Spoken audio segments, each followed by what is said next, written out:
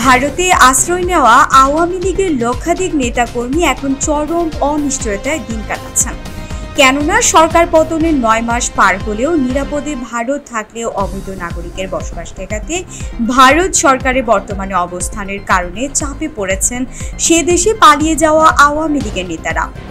ভারতের আইন শৃঙ্খলা বাহিনীর একাধিক সূত্র জানায়, আগস্ট মাসের পর থেকেই দেশ জুড়ে অবৈধ বিদেশিদের বিরুদ্ধে অভিযান আরও জোরদার করা হবে।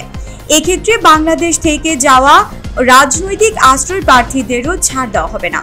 আওয়ামী লীগের প্রায় 1.5 লাখ নেতাকর্মী, যাদের অনেকেই 5ই আগস্টের পর পরিবার সহ ভারতের বিভিন্ন রাজ্যে বসবাস করছেন। ভারতের একটি সূত্র জানায়, প্রায় 50 জন নেতা ইতিমধ্যে ইউরোপ ও আমেরিকায় চলে গেছেন। অনেকেই চেষ্টা করছেন তৃতীয় দেশের রাজনৈতিক আশ্রয় নেওয়ার, কিন্তু বেশিরভাগই ভারত ছাড়ার পর কোথায় যাবেন তা নিয়ে সিদ্ধান্তহীনতায় ভুগছেন।